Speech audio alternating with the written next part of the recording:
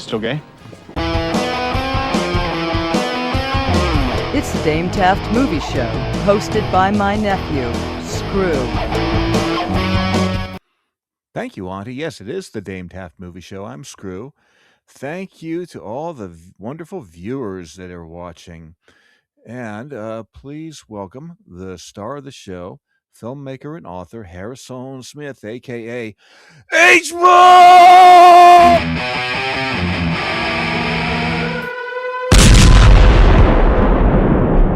H-Bomb! Hello, H-Bomb. Hello. It's always a hell of an intro. Hey, let's get to know H-Bomb a little better. Oh, we're going to do a Get to Know H-Bomb segment. These are always fun. Okay. Well, we have a bone to contest then.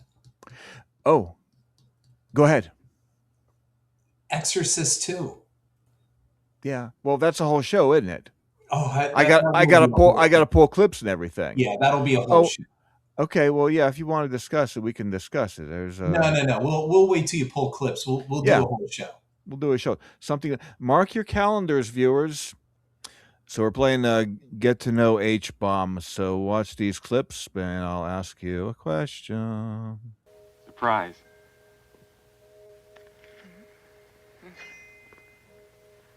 Hey, now you know you're not supposed to cut the cake until you make a wish and blow out the candles. You give this pie to somebody else. H-Bomb, cake or pie, which is better? Well, in this case, I don't know. It depends. I'll take cake most of the time. Okay. But I don't want a knife in my groin. You don't want that. No, I would pass on that part of it. Any flavor of cake in particular? Just anything with the word cake at the end of it? No, you got to watch it. I'm not a carrot cake person. Good for you. Good man. Yeah. I mean, I don't Carrot understand cake. why anybody would like that, but okay.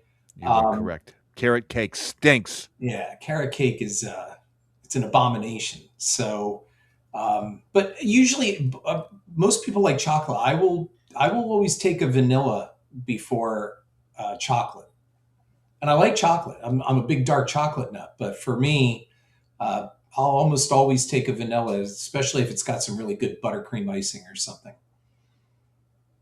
Okay.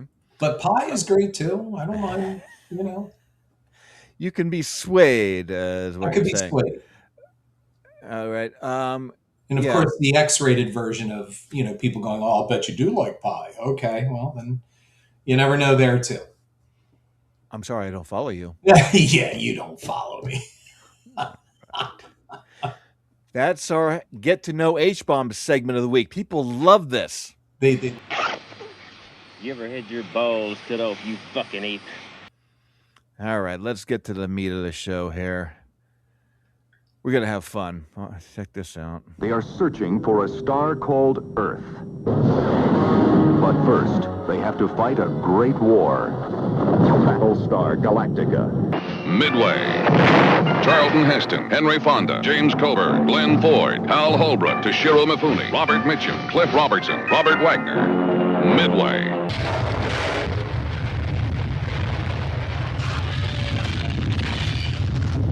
Universal has enriched this fascinating drama of interwoven lives with a superb cast. Charlton Heston, Ava Gardner, George Kennedy, Lorne Greene, Genevieve Bujold, Richard Roundtree, Marjo Gortner, Barry Sullivan, plus the city of Los Angeles. All that plus the city of Los Angeles? That's the Capitol building. That's the Capitol Records building, yeah. Yep. That's too much entertainment. I'm overwhelmed. I can't reel it in a little bit. Whoa, Pony, whoa, too much entertainment. What? I saw Earthquake in theaters. As did I. Battlestar Galactica, Earthquake, Midway. What do these films have in common, H-Bomb? You mean cast-wise or what? Anything. in Sensurround. And Sensurround at most theaters. Earthquake will be shown in the startling new multi-dimension of Sensurround. Yes, they were all presented in Sensurround. Midway was also Sensurround? It was, yeah. I did not know that. It was. Well, I got to watch Earthquake and Sensurround. These are also, they're all Universal Pictures. Sensurround, for the kids that don't know, was they used ultra low frequencies, big subwoofers mounted by the screen there, and rattle the seats, make it seem like the place was shaking, and it was. Plaster was falling off the ceiling of certain theaters. Pity the people in the multiplexes, trying to watch the quiet scenes of The Godfather Part 2 next door when Earthquake is playing in Sensurround. What the hell? Evacuating the theater. No, this is what really happened. And this process, the guys that designed it won an Oscar in 1974. Earthquake won an Oscar for Best Sound. Yeah. Sensurround. I saw all of the Sensurround movies in the theater. So any ladies who are listening, are you impressed? Yeah, there you go. But it wasn't just these three. There was one more we're going to look at tonight.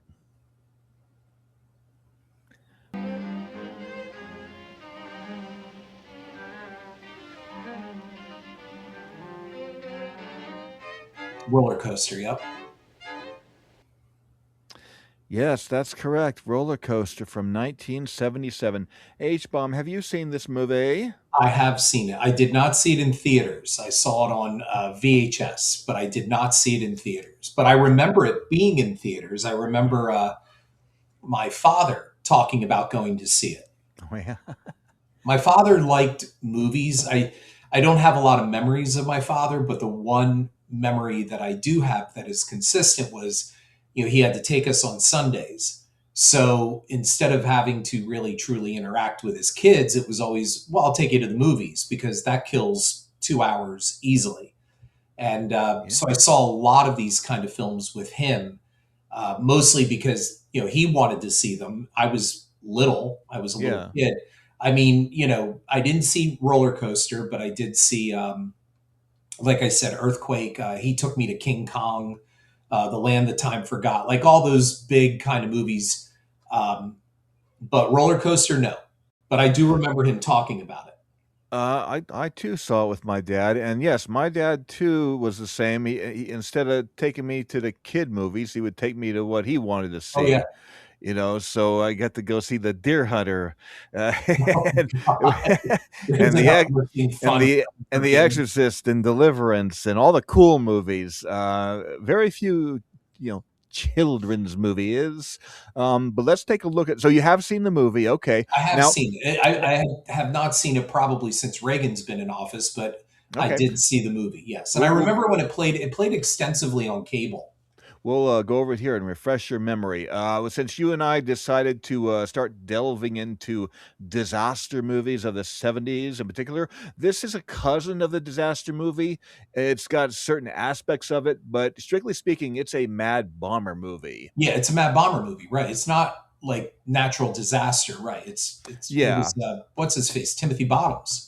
Exactly. Now it's got the cast there in the little picture boxes and the all-star cast, and that's good. And it's got a mechanical device where people can get injured. So like I said, it's a cousin, but not a disaster movie, strictly speaking. But we can still talk about it. So let's watch some clips here. Yeah, so there's Timmy Bottoms blending in.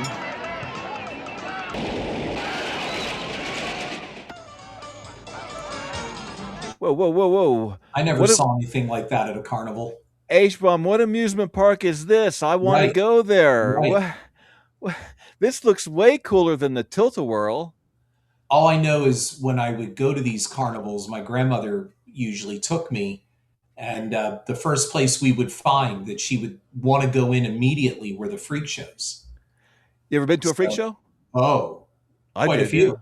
And she loved them, and she would take me in them. And I saw the Jar Babies. I saw like the Alligator Man, and Alligator Boy. There were always variations of all of this, but those tents. That's where you go.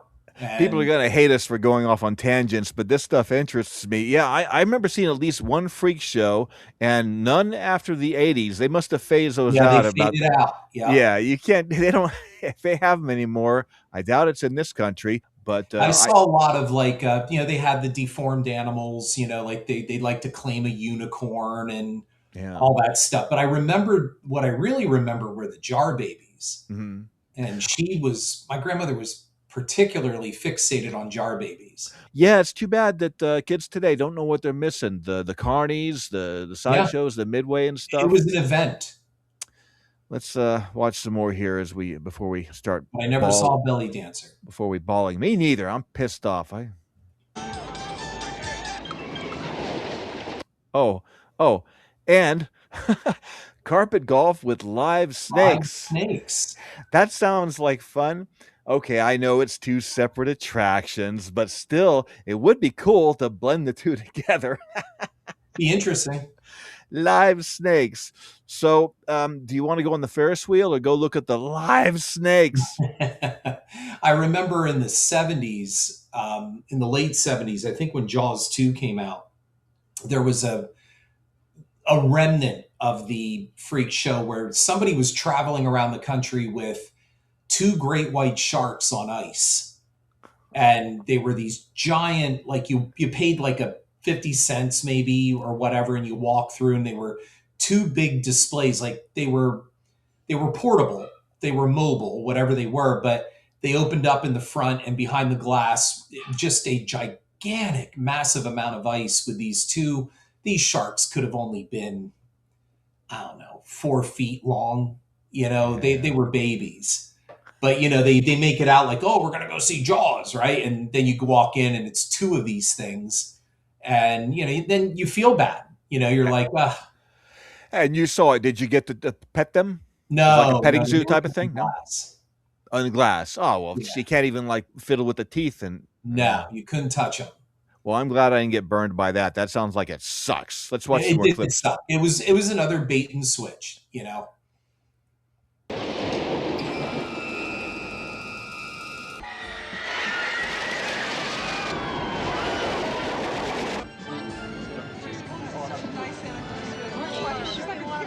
H-Bomb, look how slender everyone is back there in the 70s. They can all fit in those cars.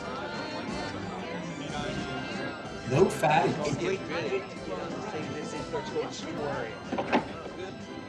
Well, and there's one right there. Hello. He's going to have a bitch of a time getting that bar down. Safety bar. This is probably one of the bigger suspense moments in the film. Let's watch her get the safety bar down. Check this out. Yeah. Big fatty. Poor brother sitting next to it. There we go. Oh! Hey, all right. Do you recognize this actress? You wouldn't. Don't feel bad. No. That is Tara Buckman, Hal Needham's ex-girlfriend. Oh, wow. Pretty cool, huh? Wow, she changed. Didn't actually fill out that suit the way Adrienne did. No, Adrienne definitely filled out that suit. Sorry for the detour. Here we go.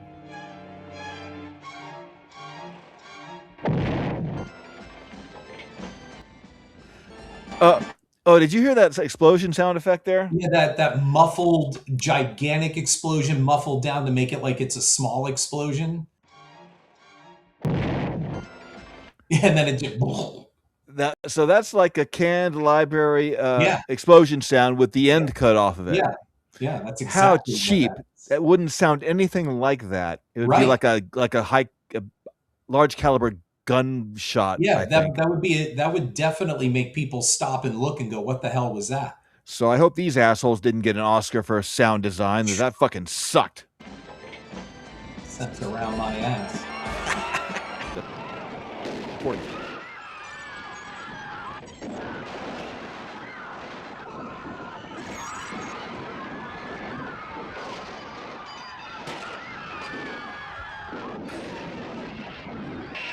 I gotta say though, that's a particularly well edited scene. It is. Yeah, I mean, if you slow it down, I mean, you can see them just tipping over cars full of dummies, but Yeah, still, but that they knew go enough ahead. to cut quick enough. And it is the film's signature scene. I remember them showing the clips of this on TV. This is what sold the movie, and unfortunately, the rest isn't nearly as good. No, And we'll look at some of the reasons why not. And here's Tara Buckman again making an ugly face, like she's going to look 20 years from then. she looks like she's 60 there. She's horrified, you know. Yeah, well, I'm a graduate of Action Park, so I've heard about that. Okay. yes, I went there twice. And you live. I lived. Harry, I'm sorry to bother you. Then don't. Hank Fonda. Yeah. We just saw him last week when we were discussing He Meteor. was in Meteor. He lends his gravitas to yet another fabulous all-star cast here. Let's listen to what Hank has to say. Is Ocean View Park in your jurisdiction? You know it is. Why? Did you inspect the roller coaster? Of course I inspected the roller coaster. What happened? It just collapsed. People are dead. People are dead. People are dead. Get ready for the lawsuit. Jesus, Harry, you know the rocket 54 years and not a single accident. It's the safest ride in the whole damn park. So, what the hell happened? Good question. George Segal is the star of the movie. What are your thoughts on George Segal, H-Bomb? You know, I don't have many thoughts on him. I've always felt you know what, he's kind of like, for me, what Richard Benjamin was. And that is, I don't understand how these guys became stars. They're so generic and they're so bland. And Richard Benjamin, I never thought was particularly funny. He's obviously not a leading man in the way of good looks. But it was a different era when someone like that could rise like cream to the very top. George Segal, the same way. I saw a bunch of his movies. I always felt he was utterly forgettable. He's kind of like a little like Paul Rudd, you know, where it's like, yeah, he shows up, he does his job, but I don't know. There's nothing particularly star legendary worthy, I guess I would say. And Richard Benjamin definitely is that way for me. I never got Richard Benjamin. Never understood how that guy became anything big. Never got it. You don't have any idea what you're talking about. I didn't expect Richard Benjamin to be catching shrapnel. Richard Benjamin's terrific. In Westworld there, you didn't think he has this, right. He has this transformation. I'm not saying he's just this regular. Huh? What? He's vanilla. He's just there. He's like Chris Pratt. He's like. Did you see The Last of Sheila? 1974? The Last of Sheila. That goes back. Well, see, you're not seeing his good movies. He was hilarious. No.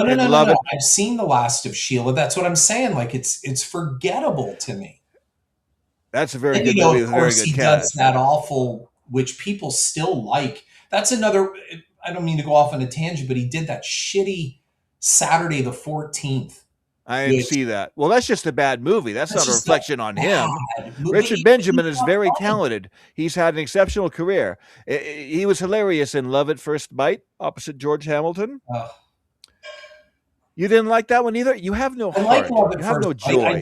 I just, like I'm saying, I just don't think, George Segal or Richard Benjamin do anything. I just think they're there. They clock the time. They fill the role. They're not bad. They're not bad actors. It's just, I don't understand. It was definitely obviously this era, the 60s and 70s where, actors like this could get, Listen, you're wrong about Richard Benjamin. You're wrong. We're here to talk trash about George Segal and how much he sucks. Yeah. And you got to throw Richard Benjamin is beloved. But let's talk about George Segal. We'll come back to this. I'm very disappointed in you, H-Bomb. But George Segal. Right. You can be disappointed in me because we got The Exorcist 2 to talk about. Yeah, and talk we will, boy. Richard Benjamin ain't in it, so you got nothing to complain about. He might as well have been. Oh, God. Put George Segal in as Richard Burton's role. George Segal fucking sucks. Like I said, I went to see it with my dad, and my dad taught me many things, one of which is to dislike George Segal. This guy got himself an Oscar nomination in '66 for Who's Afraid of Virginia Woolf. Yeah. Didn't see it. I did. And And he's had a steady career up until the end of the 70s, appearing in way too many movies, being totally unimpressive all the time. And in this movie in particular, if this had a better leading man, it would make quite a bit of difference. The rest of the cast, I got no problem with the rest of the cast of this movie, just him. And also, he did a lot of clownish roles. He would go back and forth. I never bought him in the serious roles, like he's in a war movie. Is that The Bridge at Remagen? I think I saw it once. Saw that. He played a junkie. I think the film is called Born to Win. You know, on the heels of Panic in Needle Park, I could buy Pacino, but this guy, another one that's marginally like this for me is Elliot Gould. I never understood the impact or the appeal of Elliot Gould. Neither do I, but I can't. Yeah, and we can have a discussion about him too. I can't tell if he's a good actor, Elliot Gould. Right. We'll come back to him. Let's come back because we'll be here all night. I know you got dogs to walk. And yeah, Elliot Gould co-starred with George Segal in the Altman film California Split, which is actually a pretty good gambling movie. I've come to appreciate it. Let's continue here. The worst thing about George Segal, back in the 70s and even the 60s, I think, this son of a bitch, in addition to ruining movies, would go on variety shows and play his fucking banjo. Check this out. All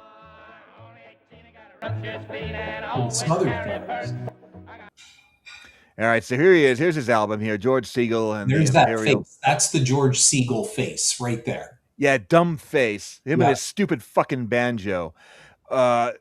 Watch, and here he is on Carson. Teach you how to do it. It goes. Rufus Rastus Johnson Brown. What you gonna say? How you gonna pay? And your net land are gonna throw us in the cocoa snow. What you gonna do, babe? This fucking asshole. And this Carson clip is brutal because even before he picks up, that's a ukulele there. Even before he picks that up, he's doing panel with Carson and Bob Newhart and just sucking so bad. He's on. He's on, you know. Yeah, so not a fan of George Segal, but let's watch some Or more was movies. I?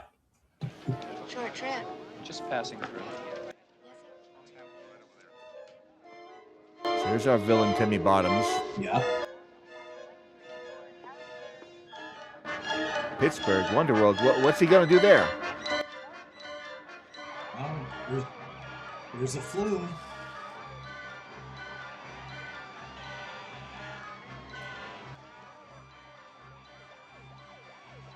Okay, so this is a bit of a cheat. We were talking about how cool that the roller coaster disaster was at the beginning of the movie, the signature scene.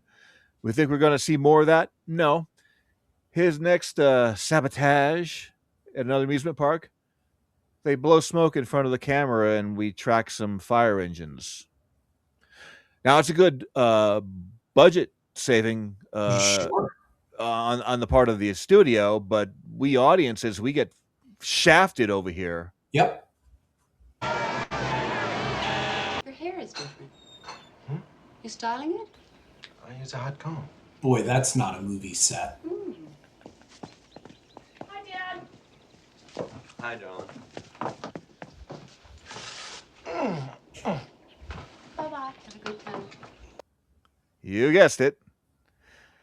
Helen Hunt and her giant forehead. Future Oscar winner Helen Hunt plays George Segal's daughter in the movie. Isn't that fun? She's a sniper's dream.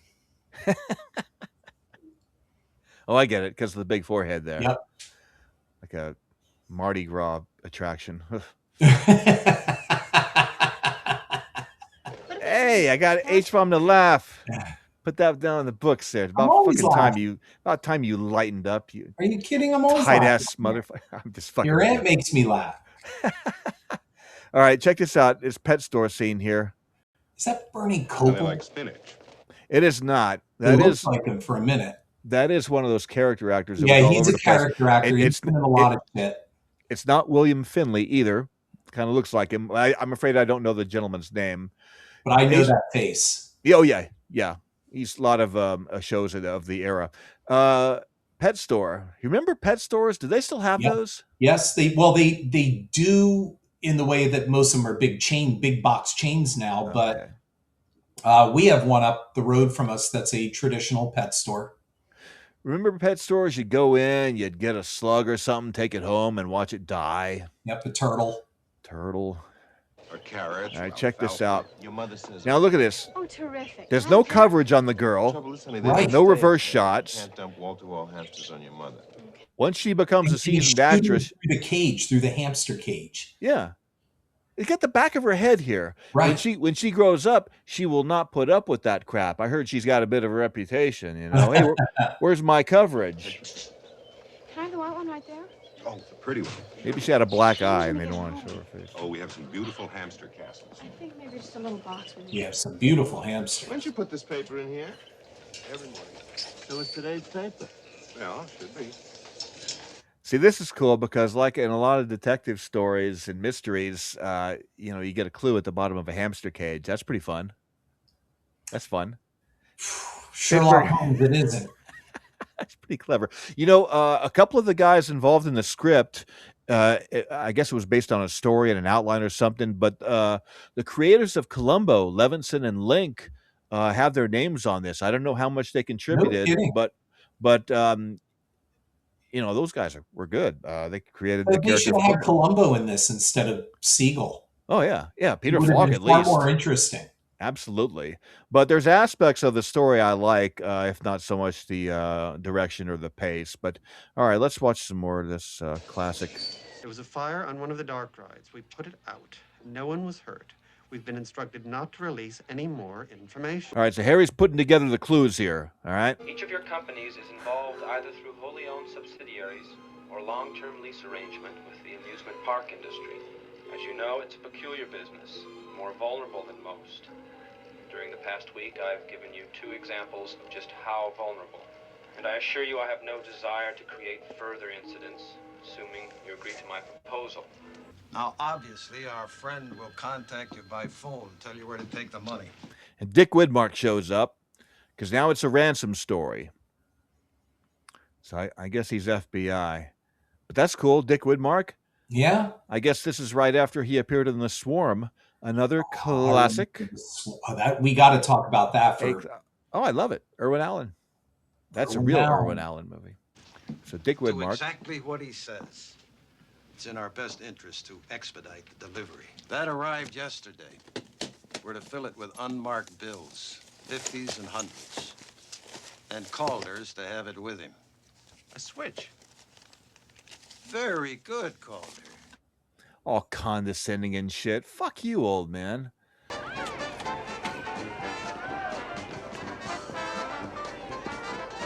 Excuse me, Mr. Calder. Mr. Harry Calder? Yes? Package for you.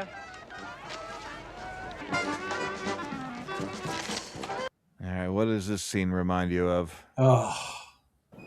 Well, yeah.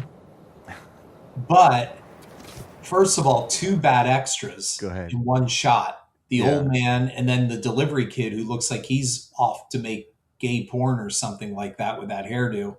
Yeah, and his voice is so goofy, it sounds Yeah. like they looped it. Mr. Calder, Mr. It's like Pee Wee Herman with that Beijing Mr. Herman.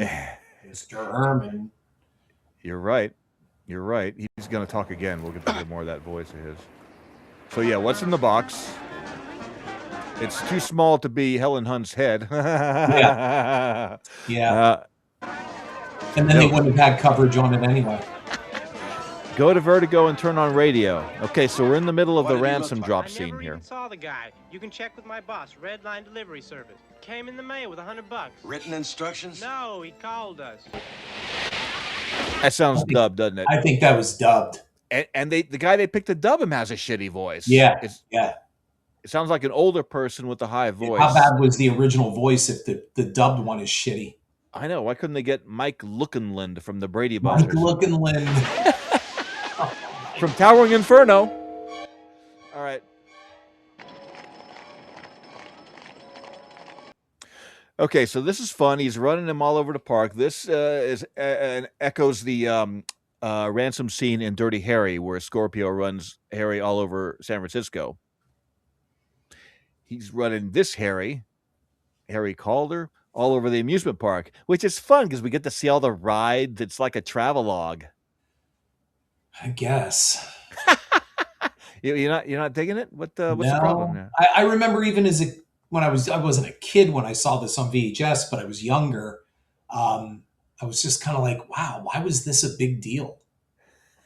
I don't even know if it was a big deal. It was just, I remember when it came out and people talking about it. But it's big enough for them to send it around the country with Sensurround. I mean, it is a Universal Pictures release with an all-star cast. So summer movie. Yeah. Let's continue. You know exactly what happened, Harry. Pixie dust, Harry. It's an old police trick. It shows up under ultraviolet light. I have to go out to Magic Mountain. It's business. Magic Mountain. Tell you about it tonight, okay? So the ransom drop went bad, and Can we go?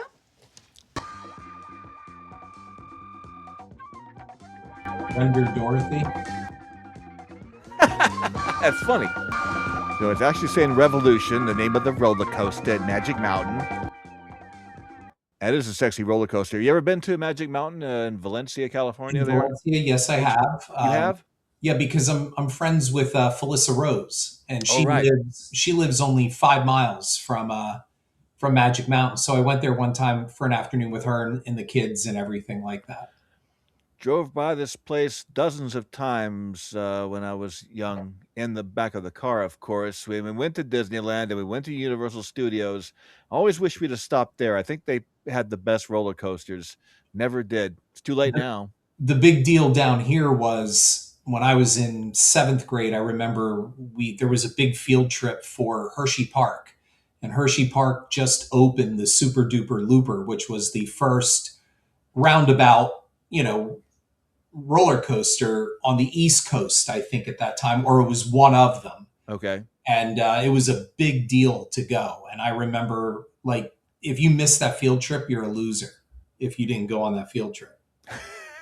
And the first place we went was the Super Duper Looper. Of course, of course. I think this is also where they shot Kiss Meets the Phantom of the Park. Oh. And probably a dozen other movies I'm forgetting at the moment. But we lost. Talk about your star power. Here's your boy. Huh? Oh, God, he's in this too? That's Officer Mahoney to you, pal. Yeah. Watch he always this. has that dopey look. Watch this lesson in this master class of acting here. Oh, I'm sorry, Mr. Demers. The files were locked. Had to get the key. All right, that's all. All right, that's it. You're done. Goodbye. They see a bunch of maintenance men on the tracks. They're gonna get nervous. Got any bunting? What? Bunting, streamers, whatever the hell you use for decoration. Yeah, we have miles of it. Why? They could be wrapping it around the rails. It's the 4th of July, isn't it? Always thinking, aren't you? Again with the condescension from Dick Widmark here. Shut up, man. He wants to script.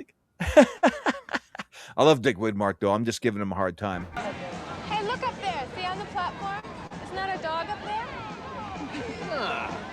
Dogs on the platform? You're high. Well, not that high. Okay, so everybody's having fun except for the Mad Bomber here. Except for Timothy Bottoms. Yeah. Boy, wearing that jacket in that heat in Valencia, man. Oh. Yeah.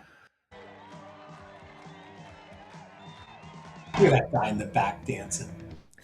Yeah, what an asshole. All right, so here we got the standard disarming the bomb sequence while everyone's having fun over there listening to the sparks. The bomb squad is on the case. Familiar trope in movies. Disarming the bomb. Look at that mother. Bet it hits 5 Gs going into that loop. Ooh, she's liking that. Nothing turns her on more than a looping roller coaster. Right. $100? Baby, $100 is $100. I'd be happy to take you with me. I only need one ticket. Yeah, sure. Go ahead. I'll wait for you here. Get on the coaster, Frampton. Thank you. Now, you see the kid behind him there. You don't recognize Craig Wasson? Is that Craig Watt? Wow, he never looked young. Kid. Jake Scully from Body Double. Body Double and Ghost Story and Nightmare 3. But Nightmare 3, exactly. He never looked young. Never. He's listed in the credits as Hippie Boy.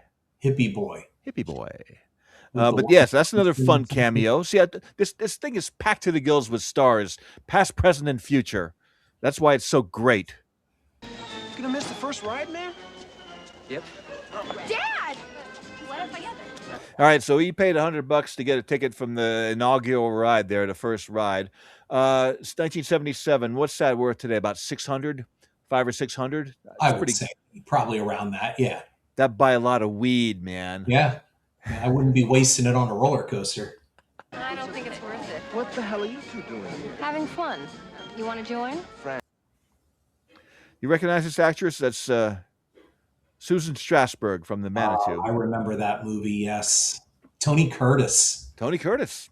Yeah, Susan Strasberg was in The Manitou. She was the lady who had the growth on her back that turned out to be a tiny Indian growing in her back. A medicine man or something. Yeah. Another 1979 movie. We only do 1979 movies on this show. Take Tracy and get out of here. This is not the place to be right now. Harry, does this have anything to do with those phone calls? Yes, now please take her home. We can all come back next week, okay? Get Michael off the beach. Get him in the pond. Exactly. Yeah, echoes of that, right? You got to bring the kids in, put them in danger. She overhears on the phone. Look how you pause that. Look at her. Susan Strasberg? It's not a flattering look, but I still find her attractive in this movie. And but yeah, Helen Hunt there with her bounce card forehead. Get that kid out of the sun there. You're gonna need a tub of sunblock to protect that thing there. On will be shorter. Tell him to stop it. Clear out the passengers. It's hard to take that scene tense when there's a bunch of stuffed penguins in the background. I beg your pardon? It's hard to take the bomb squad scene and its tension and when you have stuffed penguins in the background. Well, no, that adds to the irony. You don't know anything about. No, I don't know anything about symbolism. About subliminal meaning in films. Yeah, nothing at all.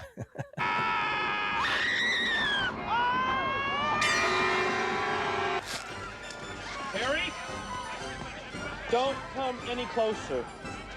It's a detonator. Hold your fire.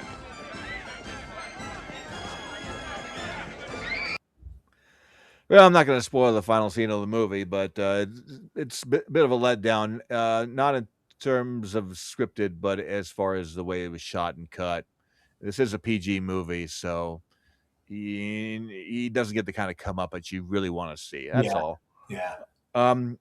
What's your opinion on Timmy Bottoms here? Are you familiar with this oeuvre? Do you have any favorite Timmy Bottoms portrayals? No, I really don't. But I think he was, again, he's a plug and play actor. He's not bad. He's not a bad actor. He was good for this. He's got a bit of a Ted Bundy thing going on. Well, of course, his brother is Sam Bottoms, who was Lance in Apocalypse Now, and the kid in Outlaw Josie Wales. Yeah. But Timmy Bottoms has a respectable career. Kept working ever since then. A lot of stuff on TV. He showed up, I remember he was in TV a lot, but I got no problem. No, I can't really say I followed his career and, Tim Bottoms is in this. I'll watch this. No. Well, here, I'll show a clip from your favorite Tim Bottoms movie. Watch this. Susan, it's going really bright. It's all these strange lights. It landed right back there behind the hill. Maybe it was a meteorite. Maybe it was a meteorite, Harry. Oh. Tobe Hooper's Invaders from Mars, 1986. This is your favorite Timmy Bottoms portrayal. Am I right? It is a terrible film. What's wrong with it? A lot. Besides the kid, the pie-faced kid who fucking sucks. Yeah. Karen Black's kid, I think. Yeah, it was. It was Karen Black's kid. Yeah, if they just had a better kid. I like the special effects. The monsters, those guard monsters, they look like big Pac-Men on legs, whatever they were. It was a bodybuilder with a midget on the back. Is that really what it was? Yeah, they had a monitor so they could see where they were going. Yeah. All I know is I saw this in theaters, and it was a major disappointment. And you have Louise Fletcher in it too, where you're going, what was she thinking? Louise Fletcher, especially when your most shocking scene for Louise Fletcher is the frog hanging out of her mouth. Well, when Louise Fletcher appeared in Firestarter, were you asking what she was thinking for that movie too? She had a bigger role in this one. Well, there's a story with that. So I'm with a date. I'm with a date in 1984 watching Firestarter. What was his name? Oh yeah! Oh. Woo! Woo! Go ahead. I'm sorry. Badoomch. Hey. And when we were sitting there, when she was with Art Carney, right? Wasn't she? Yeah. Art Carney on the farm. Yeah. Yeah. So they come out. Irv Manders. That's his character's name, right? Irv Manders. Wow, you have a better memory on that than I do. All I know is when she showed up, I turned to my date and I told her I don't trust her immediately. She's going to sell him out because of Nurse Ratched. Like to me, Louise Fletcher will always be Nurse Ratched. And so I've never trusted Louise Fletcher in anything, even when she plays a nice person, because of Nurse Ratched. I'm thinking, she was going to sell out Drew Barrymore and her dad, But she didn't. She didn't drop a dime She on didn't. them. She was a good character, and I was surprised. Yeah, Oscar-winning actress, and Art Carney had an Oscar too for Harry and Tonto. Harry and Tonto, yeah. I think he beat out Pacino in The Godfather Part 2 because he was the sentimental favorite. Story about a senior citizen and his cat, and he walks away with the Oscar. Hilarious. Yeah. Good movie though, Harry and Tonto. It is a good movie. Harry and Tonto was a good movie. Yeah, I might have shed a few tears. But yeah, Invaders from Mars. We're just out in the weeds now, man. Came out right after Life Force, another Canon production there. His 3-picture Canon deal. The next one being Chainsaw Massacre 2. And this one it had the writers of Life Force and Blue Thunder, Don Jacoby and Alien guy, Dan O'Bannon. Dan O'Bannon. I don't know what Dan O'Bannon's story was. Like his name was, obviously it's always forever linked to Alien and Return of the Living Dead, but man, his name showed up on some other stuff that I'm just kind of like, what? Dark Star, and his name is on Dead and Buried. Buried. You know how the scripts get all twisted, and they bring in punch up guys and everything. Afternoon, added 3 lines, he gets a script title. Yeah. So, but I always, for the most part, the movies with Dan O'Bannon's name on them. I mean, I like this up to a point. Like I said, I can appreciate the artistry of Stan Winston's special effects. Yeah, I agree. I like watching that stuff. I like some of the cast members, Louise Fletcher. Karen Black's not good in this, unfortunately. No. But yeah, disappointment. Invaders from Mars. What were we talking about? Okay, that wraps up. I'll to do it. Yeah, there's the poster there. Tobe Hooper. So he had 2 big budget disappointments at the box office there. Yeah, I think Canon had buyer's remorse with Tobe Hooper. Oh yeah, just one of several production deals that put them under. Wasn't it? Yeah, he definitely helped put them under. That sucks. Watch Harrison Smith's horror movie Slow Burn, free on Rad TV. Far out. End of story. It's the Dame Taft Movie Show, hosted by my nephew, Screww.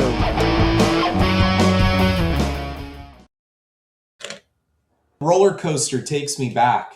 Was that a good choice? It's kind of a disaster movie. It was an interesting choice. I was not really expecting that. I told you I didn't want to be too on the nose and go with the big ones there. I wanted to go with the cousins. I was kind of expecting an earthquake or towering or something like that, or tidal wave. Which we will get to, yeah. I don't think I've seen Tidal Wave. I've seen Avalanche, but that was Tidal Wave.